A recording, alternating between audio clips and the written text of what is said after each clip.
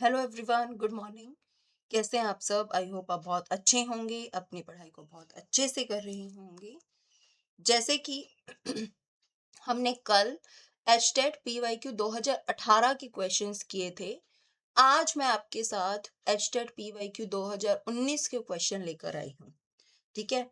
I hope आपको last वाली video अच्छी लगी हो और प्लीज उससे आप बेनिफिट उठाएं। ठीक है, क्यों? क्योंकि कोई पीवाईक्यू करवा दे ऐसे लास्ट मोमेंट पे तो जस्ट लाइक कि बोलो बहुत अच्छा हो गया, आपकी रिवीजन हो जाती है। ठीक है। ओके। द नेक्स्ट हम घूमते फिरते कभी भी सुन सकते हैं। ठीक है, तो फर्स्ट क्वेश्चन है इस वाले सीरीज का। The ore of aluminium bauxite is. तो एल्यूमिनियम का एक ओर होता है, उसे हम बोलते हैं बॉक्साइट। उसका फॉर्मूला पूछा है उन्होंने, तो उसका फॉर्मूला होगा आपके पास Al2O3 वाटर। ठीक है। तो एल्यूमिनियम का जो ओर होता है बॉक्साइट, उसका जो फॉर्मूला है वो है Al2O3 वाटर। ठीक है।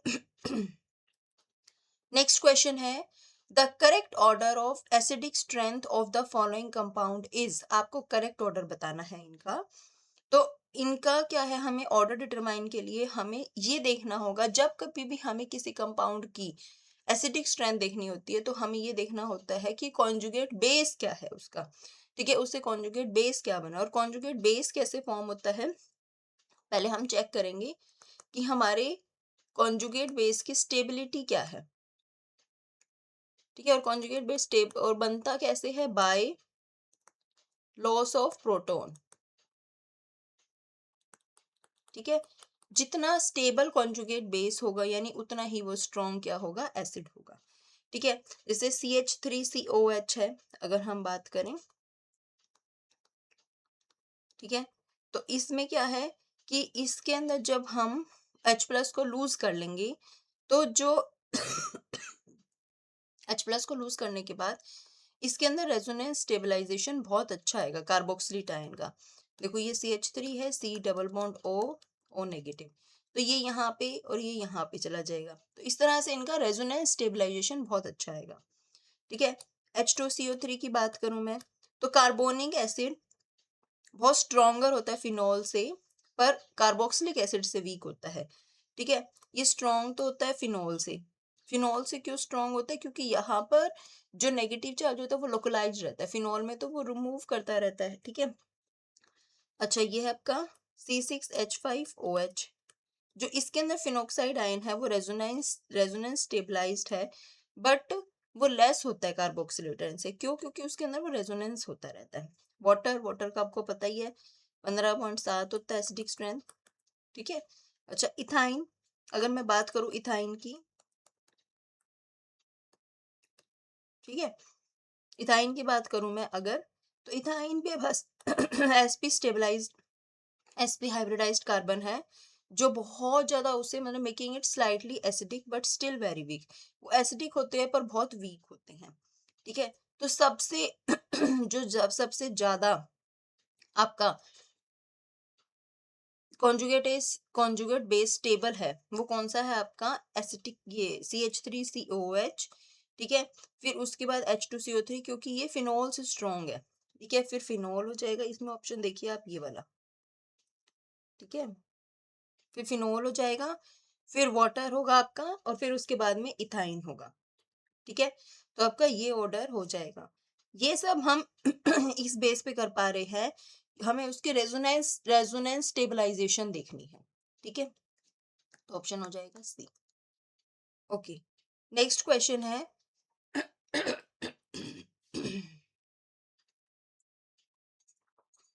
chromatographic separation of substances from a mixture depends on the basis of।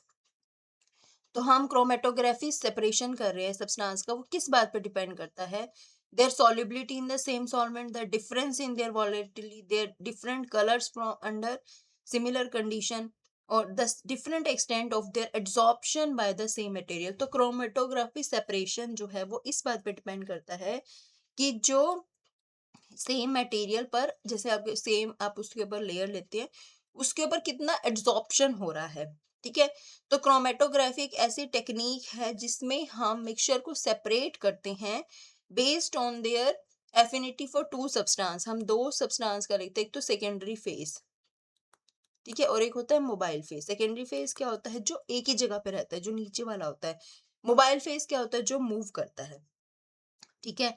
क्योंकि मोबाइल फेज ही मिक्सचर को कैरी करता है, स्टेशनरी फेज में अलग अलग जो सब्सटेंस होंगे वो चिपक जाते हैं स्टेशनरी मटेरियल पर जाकर अलग अलग स्ट्रेंथ के साथ, जो एड्सॉर्ब वीकली करेंगे, ठीक है, जो मतलब कम एड्सॉर्ब होंगे वो ऊपर तक भाग जाएंगे जल्दी जल्दी, और जो एड्सॉर्ब ज्यादा होंगे वो यहीं पे ही रह जाएंगे। तो इस तरह से क्रोमेटोग्राफिक सेपरेशन होती है, ठीक है। नेक्स्ट क्वेश्चन है, which option is correct about the specific heat of a gas. Specific heat के बारे में क्या बताया जाता है, देखो, it has any positive value from zero to infinity, it may have negative value, its value depends on mode of heating of gas. तो इसके अंदर जो इसका करेक्ट आंसर है वो है ऑल ऑफ दीज, सब पे ही डिपेंड करता है, ठीक है। देखो, जैसे स्पेसिफिक हीट की बात करूं मैं, तो डेल्टा क्यू एम अपॉन में डेल्टा टी, ठीक है। अगर इसकी वैल्यू जो है वो जीरो से लेके इन्फिनिटी तक हो सकती है, ठीक है। अगर एडियाबैटिक है रिएक्शन जिसमें हमारा क्या होता है, डेल्टा क्यू जीरो होता है, तो डेल्टा एस क्या हो जाएगा, जीरो, ठीक है। और अगर आइसोथर्मल है, ठीक है, तो जिसमें क्या होता है, डेल्टा टी होता है जीरो, तो एस क्या हो जाएगा, इन्फिनिटी। तो ये बात बिल्कुल सही है।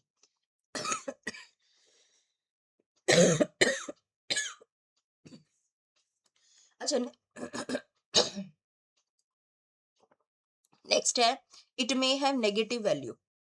अगर हम किसी भी गैस को गर्म करते हैं और वह इतनी तेजी से फैलती है कि उसका जो तापमान है वो बढ़ने के बजाय घटने लगे, यानी डेल्टा टी क्या हो गया, नेगेटिव, ठीक है। तो इसलिए उसकी वैल्यू नेगेटिव भी हो सकती है, ये एक्सप्लेनेशन बिल्कुल सही है। इस it's exact value depends on mode of heating of gas, ये बात बिल्कुल सही है। यह इस बात पर निर्भर करता है कि गैस को किस प्रकार से गर्म किया जाता है। तो ये ऑप्शन क्या हो जाएंगे, तीनों ही सही हो जाएंगे, तो ये हो जाएगा आपका डी, ठीक है। फॉर्मूला लिख के देखो और सबको लगाओ, आपको अपने आप आंसर मिलेगा। Which of this is not used as artificial sweetener. इसको हम आर्टिफिशियल स्वीटनर की तरह यूज नहीं कर सकते हैं। तो एस्पर्मेट, सुक्रोलोज, सैकरीन और ये नॉर्थ्रिड्रोन, ठीक है। तो इन्हें तो हम, एस्पर्मेट तो बहुत ज्यादा यूज किया जाता है, इन्हें तो हम आर्टिफिशियल स्वीटनर की तरह यूज करते हैं, ठीक है। लो कैलोरी शुगर सब्स्टिट्यूट होते हैं ये, पर ये नहीं यूज किया जाता।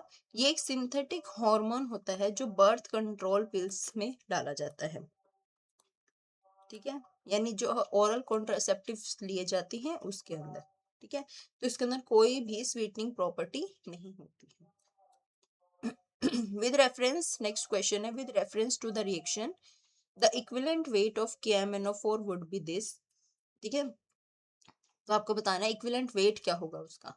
तो इक्विवेलेंट वेट जो होगा KMnO4 का, तो हमें इसके अंदर ये चेक करना होगा कि ऑक्सीडेशन स्टेट में क्या चेंज आ रहा है। यहाँ पे ये +7 है, ठीक है, और यहाँ पर ये +4 है, यानी चेंज इन ऑक्सीडेशन स्टेट कितना हो गया, -3। -3 हो गया, ठीक है। तो अब 158 को इक्विवेलेंट वेट का फॉर्मूला क्या होता है, equivalent weight molar mass by में n फैक्टर, तो 158 बाय में 3 तो क्या हो जाएगा, 52.66। ये आपका आंसर, इजी है, ठीक है। रिएक्शन भी दे दी, सब कुछ तो दे दिया, मॉलिक्यूलर मास भी दे दिया। नेक्स्ट क्वेश्चन है, बेटाजोन without tissue grade organisation are called. जिसमें टिश्यू ग्रेड ऑर्गेनाइजेशन भी नहीं होती है उसे हम बोलते हैं पैराजोआ। क्या बोलते हैं, पैराजोआ। ये ऐसे मल्टी सेलुलर एनिमल्स होते हैं जिनके पास टिश्यू ऑर्गेनाइजेशन भी नहीं होती, उनके पास ऑर्गन्स भी नहीं होते हैं। ये सिर्फ और सिर्फ सेलुलर लेवल ऑर्गेनाइजेशन दिखाते हैं, जहां पर सेल जो होते हैं वो इंडिपेंडेंट होती हैं। इसका एग्जाम्पल क्या होता है, Porifera. Protozoa single celled organism होते हैं, इन्हें हम मेटाजोन्स नहीं कहते हैं। यूमेटाजोआ ये ट्रू मेटाजोन्स होते हैं, ठीक है। और ड्यूटेरिस्टोमी ये भी ब्रॉड क्लासिफिकेशन के अंदर हम देखते हैं, जहां पर एनएस डेवलप हो जाती है माउथ से, तो ये एक अलग वो है, ठीक है। नेक्स्ट क्वेश्चन है, ribosome are formed of. Ribosome किससे बनते हैं, तो आपको पता है राइबोसोम बनते हैं आरएनए और प्रोटीन से, तो राइबोसोम स्पेशलाइज्ड सेल ऑर्गेनेलीज होती हैं जिन्हें हम क्या बोलते हैं, प्रोटीन फैक्ट्रीज बोलते हैं, प्रोटीन फैक्ट्रीज। ठीक है, इनमें दो कंपोनेंट होते हैं बेसिकली, आरआरएनए और प्रोटीन्स।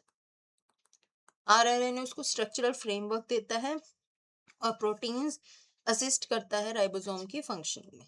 ठीक है, osmoregulation in amoeba take place. Osmoregulation amoeba में कैसे होती है? Contractile vacuole, fluid vacuole, plasma gel और प्लाज्मा लेमा। तो इसका करेक्ट आंसर है वो है कॉन्ट्रैक्टाइल वैक्यूल। ऑस्मो रेगुलेशन एक ऐसा प्रोसेस है जिसमें ऑर्गेनिज्म मेंटेन करता है वाटर और सॉल्ट बैलेंस को। ठीक है, अमीबा के अंदर कॉन्ट्रैक्टाइल वैक्यूल होता है जो बहुत सारा एक्सेस वाटर को कलेक्ट करता है और उसे फ्यूज कर देता है सेल मेम्ब्रेन में, ताकि वो एक्सपेल हो जाए और सेल आपका फटे ना। ठीक है, फूड वैक्यूल्स जो होते हैं वो रिस्पॉन्सिबल होते हैं डाइजेशन के लिए, जबकि प्लाज्मा जेल और प्लाज्मा लेम्बा जो है वो मूवमेंट और प्रोटेक्शन में इन्वॉल्व होता है। अगर आपको ऑस्मो रेगुलेशन करना है तो कौन होगा? Contractile vacuole. नेक्स्ट क्वेश्चन है, हम्म, आपको मेटल दिया हुआ है और उनका एक्सट्रैक्शन का मेथड बताना है। ठीक है, तो एल्यूमिनियम कैसे एक्सट्रैक्शन होता है, तो ये आप पढ़ लो एक बार अच्छे से, ये हो सकता है थोड़ा सा शॉर्ट दिखे, थोड़ा सा देख लेना इसे। एल्यूमिनियम अगर मैं ब्रॉड करती हूँ तो फिर वर्ड्स ही नहीं दिखते हैं। ठीक है, एल्यूमिनियम, एक मिनट में चेक कर लूँ।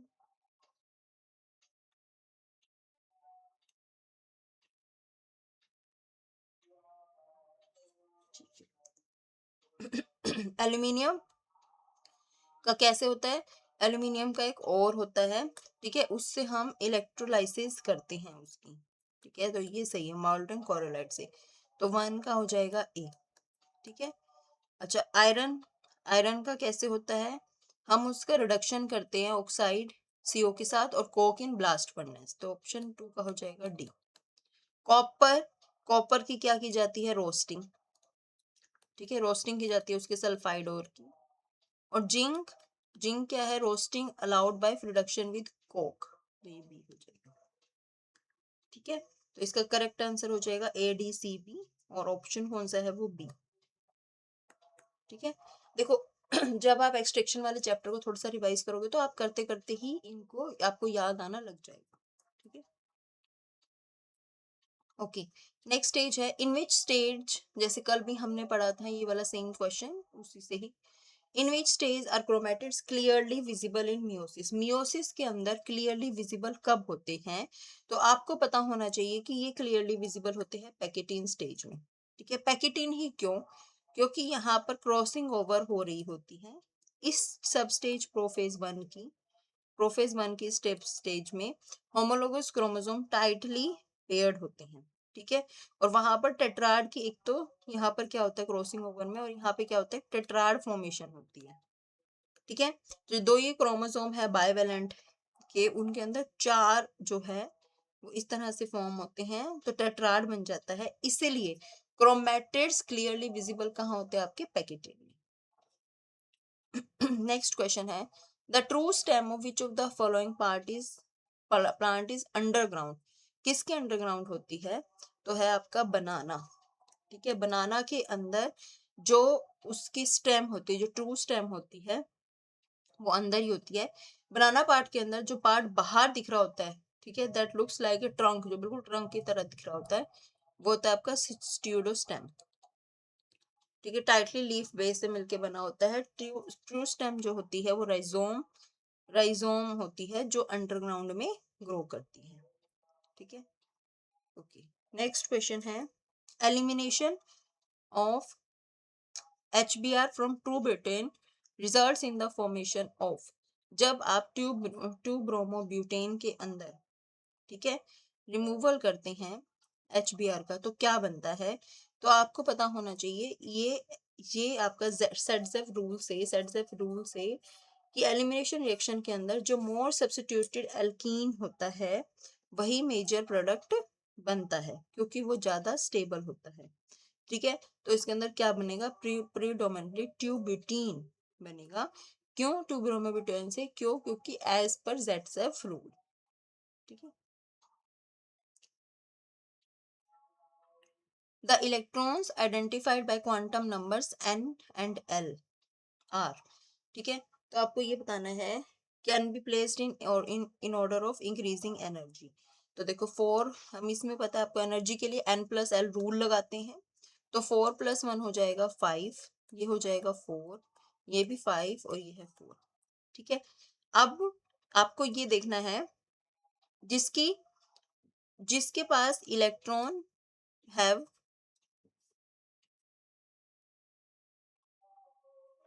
ठीक है, the electron with lower n has low energy. जिसके पास लो n होगा उसकी लो एनर्जी होगी। ठीक है। तो सबसे पहले हम देखते हैं, सबसे पहले हम इंक्रीजिंग ऑर्डर में लगाना है। ठीक है। तो 4 और 4 में से देखना होगा हमें बी और डी में से, पर जो इसके अंदर n की वैल्यू किसकी कम है? डी की। ठीक है। तो डी का सबसे क्या हो जाएगा? कम, फिर बी का। ठीक है। डी और बी का। 5 के अंदर हम देखेंगे तो सी की वैल्यू कम, फिर ए की वैल्यू। तो ये आपका ऑर्डर हो जाएगा। तो ये ऑर्डर है आपका सी। अबव रूल्स के अकॉर्डिंग चलते हैं हम। कभी भी आपको एनर्जी निकालनी होती है तो आप n+l को ऐड करते हो। अगर दोनों का सम सेम हो जाए तो जिसकी लो वैल्यू ऑफ n होती है आप उसको फॉलो करते हो।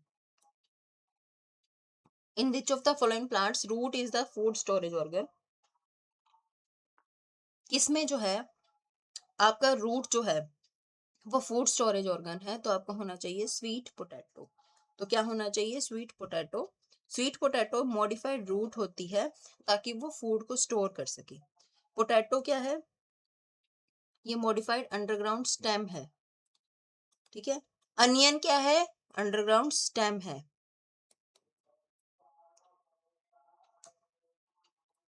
अंडरग्राउंड।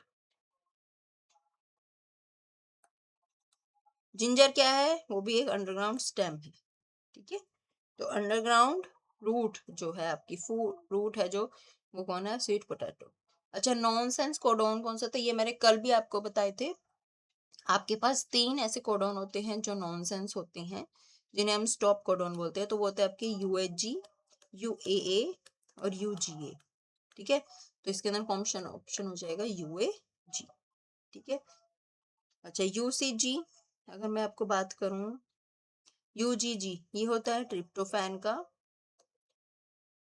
और UGC होता है आपका सिस्टीन का, और ये होता है आपका टायरोसिन। ठीक है। नेक्स्ट क्वेश्चन है, when A silk cloth is rubbed with a glass rod, the road. जब आप सिल्क क्लॉथ को रब करते हो तो क्या होता है? तो clothes acquire positive energy, clothes acquire negative energy, become positively charge while the cloth is negatively charge, becomes negative charge when the cloth is positively charge. तो जब आप सिल्क क्लॉथ को रब करते हो ग्लास रोड से तो रोड जो होती है आपकी वो पॉजिटिवली चार्ज हो जाती है, क्योंकि आपका जो क्लॉथ होता है वो क्या होता है? नेगेटिवली चार्ज होता है। ठीक है। आप देखिए जो ग्लास रोड होती है आपकी वो लूज करती है इलेक्ट्रॉन को, लूज करके इलेक्ट्रॉन को वो पॉजिटिवली चार्ज हो जाती है, और जो सिल्क क्लॉथ होता है वो इलेक्ट्रॉन को गेन करके क्या बन जाता है? नेगेटिवली चार्ज बन जाता है। ठीक है। इनमें से कौन सा हैलाइड होगा जो बहुत ज्यादा रिएक्टिव होगा? ठीक है। अगर हम बात करें तो जो सबसे ज्यादा रिएक्टिव हैलाइड होगा वो होगा आपका एलाइल क्लोराइड। ठीक है। कौन सा होगा? Allyl chloride. क्योंकि ये डिपेंड करता है कि आपका कार्बोकेटाइन कितना स्टेबल है। ठीक है। अब इसके अंदर जो कार्बोकेटाइन बनता है CH2+, ठीक है, वो स्टेबल होता है ड्यू टू आपका रेजोनेंस स्टेबलाइजेशन। ठीक है। विनाइल क्लोराइड के अंदर जो है पार्शियल डबल बॉन्ड करेक्टर आ जाता है, तो उसकी वजह से वो टूटता नहीं है। इथाइल और प्रोपाइल क्लोराइड के तो सिंपल प्राइमरी अल्कोहल्स होते हैं, ये बिल्कुल नॉर्मल प्राइमरी कार्बोकेटाइंस बनाते हैं जो लेस स्टेबल होते हैं एज कंपेयर टू आपका रेजोनेंस स्टेबलाइज्ड एलाइल कार्बोकेटाइन। ठीक है। नेक्स्ट क्वेश्चन है, the 4 quantum numbers of the valence electron of potassium atom are. तो पोटेशियम का आपको पता होना चाहिए। ठीक है। जिसका होता है Z होता है 19। ठीक है। तो 1s2, 2s2, 2p6, 3s2, 3p6, 4s1, तो आपको 4s1 का बताना है। ठीक है, 4s1 के अंदर n की वैल्यू तो होगी 4। ठीक है, s है तो l की वैल्यू होगी 0। ठीक है, m की वैल्यू m की वैल्यू भी होगी 0 क्योंकि वो -l2 + l होती है। ठीक है, स्पिन क्वांटम नंबर है जो आपका वो क्या होगा +12। तो देख लो कौन सा ऑप्शन है 400 +12, ये रहा सी। चलिए नेक्स्ट क्वेश्चन है, read the following statements for the formation of ionic bond. तो आयनिक बॉन्ड के लिए क्या होता है, आयनिक बॉन्ड के लिए small cation large anion, low ionisation potential of cation और high affinity electron affinity of anion, large cation small anion and less charge, less lattice energy. तो आपको पता होना चाहिए, एक एक करके स्टेटमेंट्स को एनालाइज करते हैं। स्मॉल कैटायन लार्ज एनायन, ठीक है, तो अगर आपको आयनिक बॉन्ड बनाना है तो ये इनकरेक्ट है। ठीक है, स्मॉल कैटायन और लार्ज एनायन ज्यादातर कोवेलेंट बॉन्ड को ही फॉलो करते हैं एज पर फजान्स रूल, क्योंकि कैटायन जो है वो इजिली पोलराइज कर सकता है लार्ज क्लाउड ऑफ एनायन को। ठीक है, लो आयनाइजेशन पोटेंशियल होनी चाहिए कैटायन की और हाई होनी चाहिए एनायन की, ये बात बिल्कुल सही है। ठीक है, इसका मतलब ये है कि जो मेटल कैटायन है वो इजीली बन सकता है, कैटायन इजीली बन सकता है, और नॉन मेटल एनायन भी इजीली बन सकता है। Large cation small anion and less charge ये बात बिल्कुल सही है, क्योंकि लार्ज कैटायन जो होगा लो चार्ज के साथ और स्मॉल एनायन जो होगा वो लो चार्ज के साथ वो आयनिक बॉन्ड को बहुत अच्छे से बना पाएंगे। ठीक है, लेस लैटिस एनर्जी ये गलत है, हाई लैटिस एनर्जी होनी चाहिए, तभी वो जो आपका आयनिक बॉन्ड होगा वो क्या होगा, वो स्टेबल होगा और उसके अंदर फॉर्मेशन होगी आयनिक बॉन्ड की। तो आपका बी और सी सही है, ऑप्शन सी। ठीक है, चलो नेक्स्ट क्वेश्चन है, ऑल फंगाई आर, सारी की सारी फंगाई क्या होती है आपको पता होना चाहिए, ये हेटेरोट्रॉप्स होती है, क्योंकि वो खुद अपना खाना नहीं बना सकती हैं, वो फूड पे या मतलब अलग अलग उन पे डिपेंड होगी। ठीक है, सेप्रोफ्रूट्स क्यों नहीं होते हैं, क्योंकि कुछ एक फंजाई जो होती है वो सेप्रोट्रॉप्स होती है, कुछ पैरासिटिक होती है, कुछ सिम्बायोटिक रिलेशनशिप शो करती है, तो हम इसको एक ब्रॉड कैटेगरी के अंदर हेटेरोट्रॉप्स कहेंगे। BOD is connected with, BOD किससे कनेक्टेड है तो आपको पता होना चाहिए बीओडी कनेक्टेड है दोनों से, माइक्रोब से भी और ऑर्गेनिक मटेरियल से, ऑर्गेनिक मैटर से भी। ठीक है, ऑर्गेनिक मैटर क्या होता है, ये फूड होता है। ठीक है, ये फूड होता है, ये पॉल्यूटेंट का जो डिकम्पोज किया जाता है। माइक्रोब्स क्या होते हैं, ये ऐसे लिविंग ऑर्गेनिजम्स होते हैं जो ऑक्सीजन को कंज्यूम करते हैं और ऑर्गेनिक वेस्ट को क्या करते हैं, तोड़ देते हैं। ठीक है, नेक्स्ट है, which of the following phylum having animal with radial symmetry. तो आप ध्यान रखेंगे रेडियल सिमेट्री आपको कहाँ देखने को मिलती है, एकाइनोडर्माटा में। ठीक है, ये मतलब रेडियल सिमेट्री शो करते हैं। आर्थ्रोपोडा के अंदर बायलेटरल सिमेट्री देखने को मिलती है जो आपका सबसे बड़ा फाइलम है। ठीक है, एनालिडा के अंदर आपको बायलेटरल देखने को ही मिलती है, और प्लेटीहेल्मिन्थ में ये भी बायलेटरल देखने को मिलती है, जैसे कि आपके हैं फ्लैट बोन्स। ठीक है, which of the following is not a fossil fuel, natural gas, petroleum, coal या वुड। तो ये तीनों तो बहुत अच्छे फॉसिल फ्यूल हम पढ़ते भी हैं, ठीक है, 8th क्लास में भी। तो ये वुड जो है आपका वो नेचुरल फ्यूल नहीं है। वुड वुड क्या है, एक बायोमास फ्यूल है। ठीक है, फॉसिल फ्यूल्स बेसिकली क्या होती हैं, जो आपको मिलियंस ऑफ ईयर्स के बाद मिलते हैं, जिसमें डेड प्लांट्स और एनिमल्स होते हैं जो बहुत टाइम पहले बरी हो जाते हैं। ठीक है, the placenta in human is, placenta कैसे होता है तो आपको पता होना चाहिए, हीमोकायरोल। हीमोकायरोल प्लेसेंटा का मतलब ये होता है कि जो मैटरनल ब्लड जो होता है वो डायरेक्टली कांटेक्ट में होता है फीटल के साथ, फीटल कोरियन्स के साथ। ठीक है, तो ये इस प्रकार का जो प्लेसेंटा होता है उसे हम बोलते हैं हीमोकोरियोल। नेक्स्ट क्वेश्चन है, which of the following is an example of analogy. Analogy का कौन सा एग्जाम्पल है, तो hand of man, leg of horse, testes in males and ovary in females develop from the same embryonic tissue, wings of birds and bat, mouth parts of honeybee and housefly। तो wings of bird and bat ये आपका analogy का example है। Analogy का मतलब, analogous structure का मतलब ये होता है organs that have different anatomical origins. उनका मतलब ओरिजिन अलग होता है बट परफॉर्म सेम फंक्शन। तो दोनों सेम फंक्शन करते हैं, दोनों ही फ्लाई करने के काम आते हैं। ठीक है, और जो तीनों ऑप्शन है वो किसका एग्जाम्पल है? आपका होमोलॉगी का। ठीक है, होमोलॉगी का मतलब इनके जो स्ट्रक्चर्स है वो एक कॉमन ओरिजिन शो करते हैं और बेसिक स्ट्रक्चर शो करते हैं, पर इनका फंक्शन सबके अलग अलग है। ठीक है, इनमें से सबसे अच्छी मोनोक्रोमेटिक लाइट कौन शो करेगा? Bulb, LED bulb, mercury tube या लेजर? तो आपको पता होने चाहिए लेजर।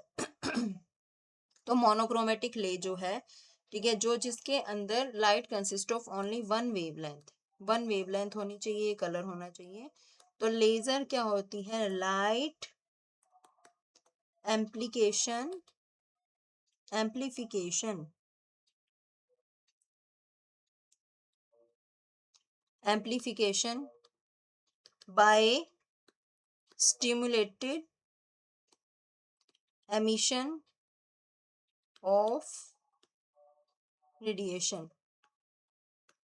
ठीक है, ये लाइट प्रोड्यूस जो करता है वो हाईली डायरेक्शनल होती है, कोहेरेंट होती है, और इसके बाद एक्सट्रीम नैरो रेंज होती है वेवलेंथ की, तो जिसकी वजह से ये मोनोक्रोमेटिक होती है। ठीक है, नेक्स्ट क्वेश्चन है PPMA is used in making islands, nylon 66 is used in, ये देखो कल हमने इसके मोनोमर पढ़े थे, आज इनके ये यूज आ गए हैं। इज मैन्युफैक्चर्ड बाय कैप्रोलैक्टम, ये तो मोनोमर वाला क्वेश्चन आ गया। Nylon is the step growth polymer, vulcanisation was introduced by Charles Goodyear. ठीक है, तो PPMA is used in making islands, ये बात बिल्कुल सही है। पीपीएमए यानी कि पॉलीमिथाइल मेथाक्राइलेट काइलेट। ठीक है, ये जो है थर्मोप्लास्टिक होता है और जो लाइट वेट होता है, और ये ग्लास बनाने के काम, कॉन्टेक्ट लेंस बनाने के काम आता है। नायलॉन 66 कैप्रोलैक्टम के द्वारा नहीं बनाया जाता है, 66 नायलॉन 6 बनाया जाता है कैप्रोलैक्टम के द्वारा। और नायलॉन 66 किससे बनाया जाता है? इसके अंदर दोनों वो है, तो एडिपिक एसिड और हेक्सामिथाइलिन डाइमीन। ठीक है, नायलॉन एक स्टेप ग्रोथ पॉलीमर है, ये बात बिल्कुल सही है। नायलॉन जो होते हैं वो कंडेंसेशन पॉलीमराइजेशन के थ्रू फॉर्म करते हैं, ये स्टेप ग्रोथ है। वल्कनाइजेशन किसके द्वारा इंट्रोड्यूस की गई थी? चार्ल्स गुडियर के द्वारा। ठीक है, तो कौन सा ऑप्शन सही हो गया? ए सी और डी सही है, तो ए सी और डी बी। ठीक है, नेक्स्ट क्वेश्चन है, आपको मैच करना है केपी और केसी को।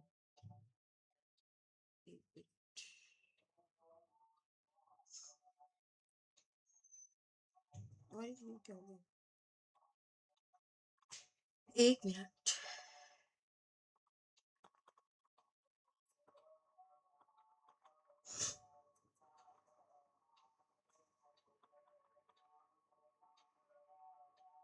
हम्म, आपको इसके अंदर ये लिस्ट देखिए आप, और आपको इसके अंदर केपी और केसी को मैच करना है।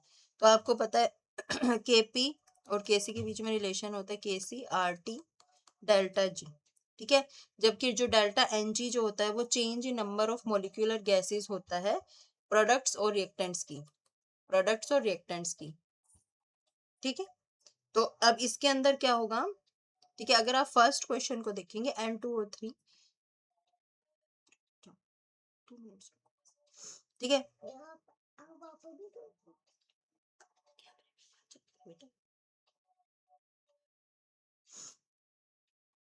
ठीक है, तो इसके अंदर जो फर्स्ट क्वेश्चन है, इसके अंदर यहाँ पर है 1, इसके अंदर है यहाँ पर 2 और इसके अंदर है 1, तो ये हो जाएगा 1। ठीक है, अच्छा इसके अंदर है 4 और -2, तो ये हो जाएगा 2, 2 माइनस, ये हो जाएगा -1, और यहाँ पर हो जाएगा 2 - 2, ये हो जाएगा 0। ठीक है, तो अब मैच करो इस स्टेटमेंट के साथ, 1 का तो 1 ही हो जाएगा, ए का हो जाएगा 1, बी का हो जाएगा 4,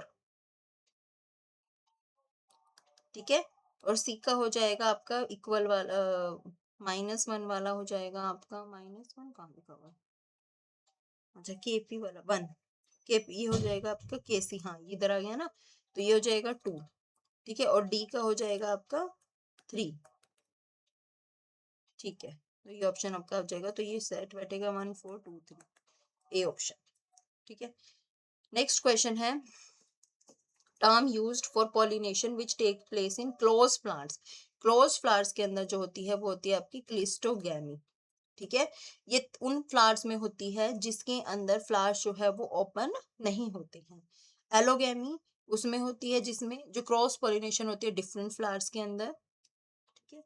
ओके, तो नेक्स्ट क्वेश्चन है आपका, नेक्स्ट क्वेश्चन है till 2006 there were 9 planets in the solar system, पर अब हमारे पास 8 ही प्लैनेट्स है, तो इनमें से कौन सा प्लैनेट है जो अब हमारा पार्ट नहीं है, तो आपको पता होना चाहिए प्लूटो, प्लूटो को पहले हम प्लैनेट कंसीडर करते थे पर अब उसे हम प्लैनेट कंसीडर नहीं करते हैं, ठीक है। Which of the following does not have tetrahedral structure, tetrahedral structure कौन सा नहीं है, तो PO43 को देखिए PO43, ठीक है, ये है 5 तो इसके पास खुद होते हैं और 2 इसने ले लिए, तो ये टेट्राहेड्रल है, ठीक है, इस तरह से इसकी अरेंजमेंट होगी। अगर हम रफली रफली बनाए, SO4 की भी सिमिलरली होगी, 6 इसके पास होते ही हैं, 6 हो गए और 2 और आ गया। BF4 भी है, बहुत अच्छा है, ये तो टेट्राहेड्रल, ठीक है, एक इसने इलेक्ट्रॉन गेन किया, पर XCF4 नहीं होता है। XCF4 की अगर मैं बात करूं, ठीक है, तो ये इस तरह से होता है, तो ये प्लेनर स्ट्रक्चर होता है, ठीक है, तो ये आपका नहीं है, तो ऑप्शन क्या हो जाएगा डी। नेक्स्ट क्वेश्चन है क्रैन्स एनाटॉमी कहाँ ऑब्जर्व की जाती है, तो आपके C4 प्लांट्स के अंदर क्रैन्स एनाटॉमी जो है वो शो की जाती है, ठीक है। Acrosome of sperm is formed from which part of, किस किस पार्ट से फॉर्म होता है, तो आपको पता होना चाहिए गोल्जी बॉडी से। ये क्वेश्चन हमने करवाया था, मैंने आपको करवाया हुआ है ये क्वेश्चन जब हम सेल वाले टॉपिक पे रिवाइज कर रहे थे, ठीक है। तो एक्रोसोम एक कैप लाइक स्ट्रक्चर होता है जो फ्रंट में होता है और ये गोल्जी अपरेटस से डेवलप होता है। An alkene was treated with ozone and the resulting compound on hydrolysis gives 2-pentanone and ethanol. The alkene is, ठीक है, तो आप प्रोडक्ट्स को आइडेंटिफाई करो, 2-पेंटानोन है CH3CO CH2 और इथेनॉल है यानी CH3CHO, ठीक है। आप इस एल्कीन को बनाओ दोबारा से, अगर हम इससे बनाएंगे तो हमारी एल्कीन जो होगी वो इस तरह से होगी कुछ CH2 ठीक है, और 2 से बनाएंगे तो ये बन जाएगी CH डबल बॉन्ड और CH3। जब आप इसे ज्वाइन करेंगे तो आपको मिलेगा इसका रिजल्ट, इसका क्या रिजल्ट मिलेगा आपको,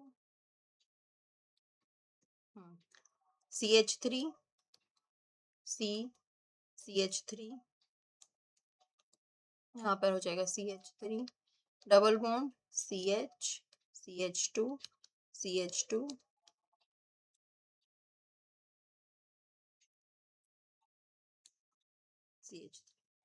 ठीक है। देखो इसमें बेसिकली ये बात है कि 2 पेंटानोन जो होगा वो 5 कार्बन दे देगा उसे और इथेनॉल उसे 2 कार्बन दे देगा, तो अगर हम इसका नेम जब हम देखेंगे तो हमारे पास क्या नाम हो जाएगा इसका 3-मिथाइल 2-हेक्सेन, ठीक है, 3-मिथाइल 2-हेक्सेन, ठीक है, आप ये करके देखना, हो जाएगा, आसान है।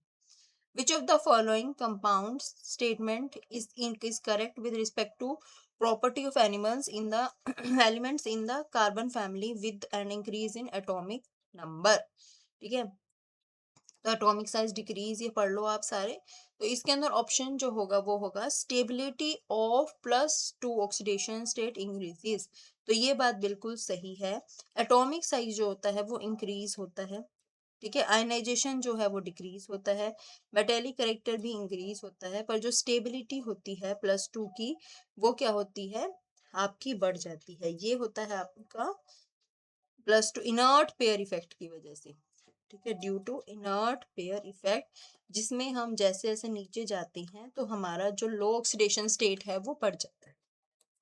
नेक्स्ट क्वेश्चन है, the bacteria differs from mycoplasma in having, bacteria के पास क्या होता है जो माइक्रोप्लाज्मा के पास नहीं होता है। रिपीट क्वेश्चन जो हमने सेल वाले टॉपिक में किया था। तो रिजिड सेल वॉल, बैक्टीरिया के पास सेल वॉल होती है जबकि माइक्रोप्लाज्मा के पास सेल वॉल नहीं होती है, और उन्हें तभी हम जोकर भी कहते हैं, जोकर ऑफ किंगडम हमारे। ठीक है, which one of the following is a bast fibre, is not a bast fibre, bast fibre नहीं है। तो आपका कॉयर, जूट भी है, हेम्प भी है और फ्लेक्स भी है। ठीक है, option A. Choose the correct descending sequence of the following given below, तो आपको पता ही, मैंने आपको बताया हुआ है, kingdom, phylum,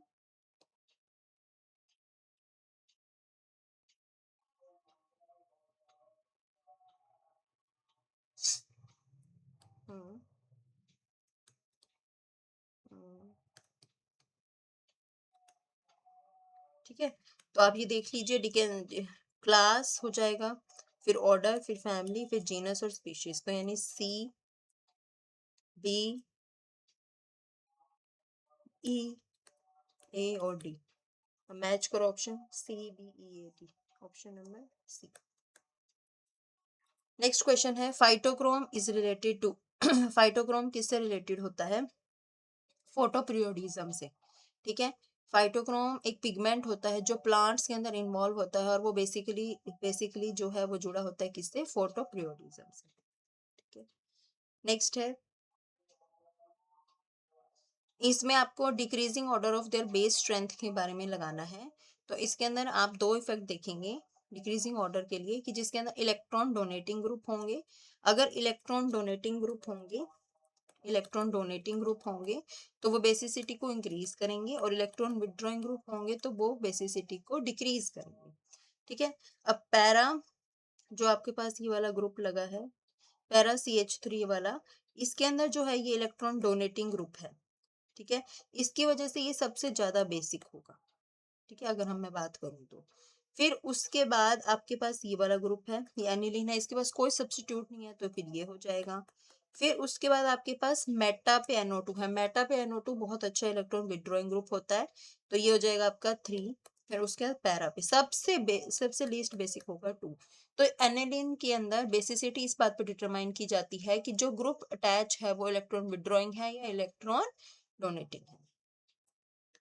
Development of gametophyte directly from the vegetative cells of the sporophyte. Sporophyte without the formation of spore is known as, तो उसे हम बोलते हैं एपोस्पोरी। एपोस्पोरी क्या होता है? जिसमें गैमेटोफाइट डेवलप होता है डायरेक्टली, और जिसके अंदर वेजिटेटिव सेल्स से डायरेक्टली डेवलप होता है। ठीक है, और स्पोर्स की फॉर्मेशन नहीं होती है, तो उसे हम बोलते हैं एपोरोस्पोरी। एपोगैमी क्या होती है? जिसमें वो फर्टिलाइजेशन के विदाउट डेवलप होता है। पार्थिनोजेनेसिस, जिसमें एम्ब्रियो जो है वो अनफर्टिलाइज्ड एग से डेवलप होता है। जीनिया जो है डायरेक्ट इफेक्ट होता है पोलन का सीड के ऊपर। ओके, नेक्स्ट लास्ट क्वेश्चन है, which of the following term is used for evolutionary history, ये हमने कल की क्लास में भी पढ़ा था। तो फाइलोजेनेटिक जो रिलेशनशिप होता है, फाइलोजेनी का मतलब यही होता है कि इवोल्यूशनरी रिलेशनशिप्स के ऊपर वो डिपेंड होता है। ठीक है, इसके साथ ही आपके 2019 के क्वेश्चन होते हैं खत्म। पढ़ते रहिए, मेहनत करते रहिए, रेगुलर रहिए। अब आपके पास बिल्कुल थोड़ा सा समय है, अब आप लापरवाही नहीं कर सकते हैं। Thank you so much.